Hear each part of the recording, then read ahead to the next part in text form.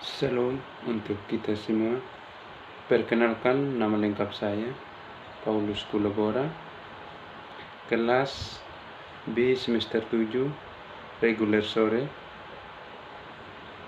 Di sini saya akan membahas mengenai tugas review buku yang ke-6 dengan mata kuliah perencanaan dan kebijakan sosial dengan tema Perspektif internasional tentang kebijakan sosial, administrasi dan praktek. Bab 1. Pekerjaan berbasis komunitas menjadi sangat populer saat ini. Tetapi sejak berlakunya Undang-Undang Kesatuan Mental Komunitas tahun 1963, kesehatan dan layanan lainnya seharusnya disesuaikan dengan kebutuhan komunitas.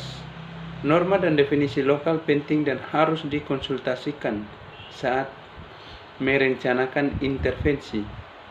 Sudut pandang ini diperkuat oleh konferensi Alma-Ata pada tahun 1978. Sebagai hasil dari musyawarah ini, partisipasi lokal dalam perencanaan dan pemberian layanan dianggap penting untuk perawatan kesehatan yang relevan dan adil. Layanan berbasis komunitas harus dibangun dari bawah ke atas untuk meningkatkan relevansinya karena sifat pengetahuan lokal untuk memfasilitasi strategi. Ini prinsip kedua dari pekerjaan berbasis komunitas. Mulai berlaku artinya anggota masyarakat harus mengontrol semua proyek. Tujuan dari perubahan ini adalah untuk memastikan bahwa adat istiadat dan praktik setempat tidak dilanggar dan memulai keterlibatan mereka masyarakat dapat mewujudkan keterampilan dan keinginan mereka. Bab 2. Menjawab pertanyaan luas tentang apa itu organisasi berbasis komunitas. Di sini, John W.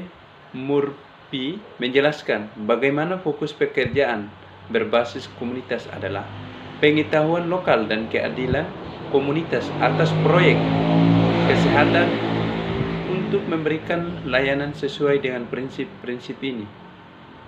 Organisasi berbasis komunitas harus didirikan. Apa yang dibutuhkan organisasi ini? Terpisah dari masa lalu adalah gaya manajemen yang berbeda dan pembagian kerja untuk sebagian besar organisasi yang bekerja memberikan layanan kesehatan dengan cara berbasis komunitas. Bagaimanapun, memiliki struktur tradisional dan dengan demikian mengalami kesulitan dalam memenuhi tujuan mereka. Bab 3. Karen A. Calanghan membahas bagaimana kemitraan berbasis komunitas dibangun dalam kerangka kelembagaan yang baru. Layanan kesehatan berbasis komunitas tidak disediakan oleh organisasi yang berdiri sendiri. Sederhananya, jaringan penyedia harus tersedia. Karenanya, berbagai organisasi harus menjalin kemitraan. Pengaturan ini tidak selalu baru, tetapi secara tradisional asosiasi ini telah penuh dengan konflik dan perebutan kekuasaan sehingga merusak keefektifannya. Kemitraan berbasis komunitas di sisi lain harus didasarkan pada dialog dan saling menghormati. Bab 4. Telusuri masalah pendanaan dan penganggaran. Seringkali dana diarahkan ke organisasi masyarakat dengan cara yang tidak relevan atau sulit digunakan. Selain itu, anggaran dirumuskan oleh lembaga yang terputus dari komunitas di mana layanan dibutuhkan. Pendanaan dan penganggaran berbasis masyarakat karenanya mulai mendapat perhatian serius.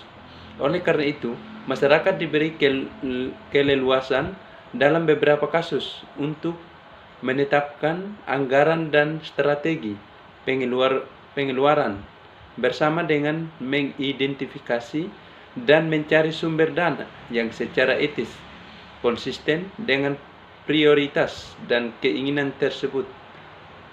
Pendanaan dan penganggaran berbasis komunitas.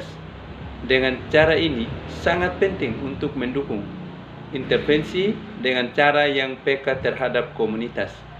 Bab 5. Oleh Stephen L. Archer, mengkaji pertimbangan filosofis dan praktis dalam pelaksanaan program penelitian dalam proyek kesehatan yang melestarikan produksi pengetahuan anggota masyarakat.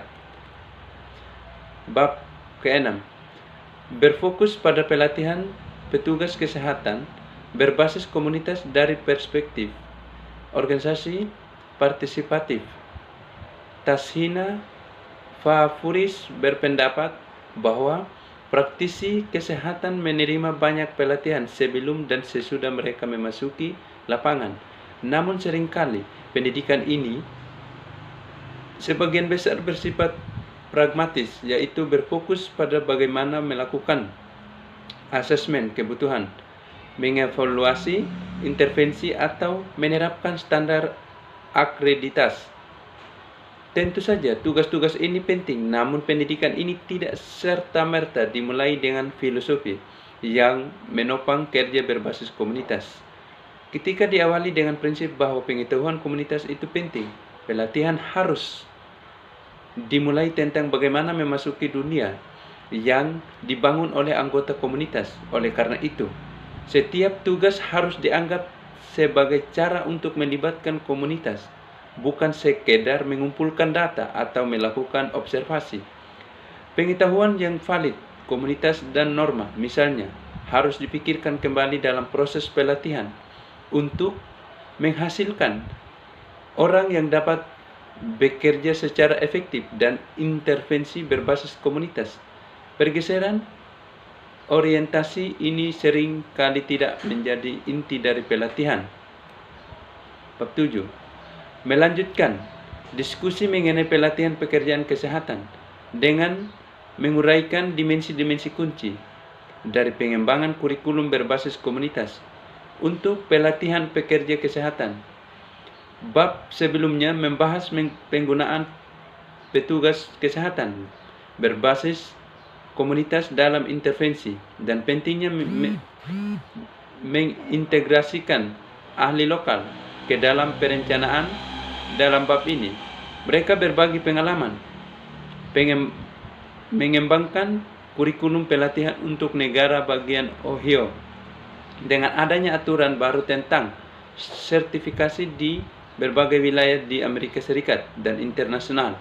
Mengembangkan kurikulum yang dapat disetujui dan disebarluaskan menjadi semakin penting. Dalam program ini, dukungan kelembagaan yang signifikan diperlukan untuk mengembangkan kurikulum dan melatih pelatih tambahan, sehingga pelatihan dapat dibagikan dengan komunitas yang tertarik untuk mengintegrasikan petugas kesehatan komunitas ke dalam program mereka.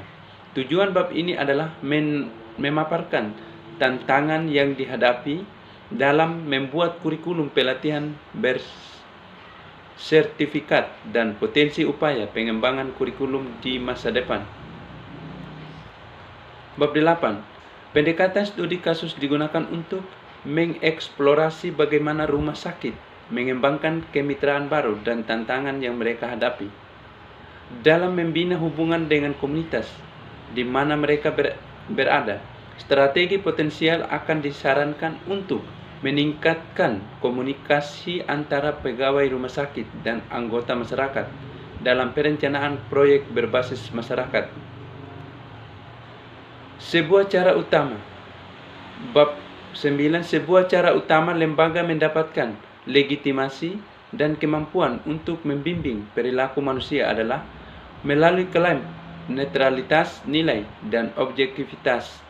Institusi seringkali dianggap birokratis dan berdasarkan aturan formal, memfasilitasi pengambilan keputusan di segala bidang kehidupan. Dalam kasus organisasi kesehatan, bahasa sains teknologi, dan Standarisasi memandu bagaimana kebutuhan masyarakat dan otoritas praktisi kesehatan dipahami. Dalam konteks ini, profesional kesehatan memperoleh status unik. Mereka terkait dengan pasien dan anggota masyarakat, tetapi dikotomi ini dapat bertentangan dengan tujuan intervensi kesehatan berbasis komunitas. Bab 10. Meneliti bagaimana hubungan pasien penyedia telah berkembang selama bertahun-tahun. Pasien sekarang dianggap memainkan peran sentral dalam penyediaan pengobatan, terutama dalam konteks intervensi berbasis komunitas, baik dalam teori maupun praktik. Peran pasien seharusnya berbeda dari pendekatan biomedis tradisional untuk pengobatan, dengan masukan pasien yang memperkenalkan tingkat transparansi dan relevansi baru ke dalam penyediaan layanan. Secara khusus, pasien memainkan peran yang semakin aktif dalam pemberian layanan kesehatan, dan latar belakang mereka diperlakukan sebagai sentral dalam setiap intervensi.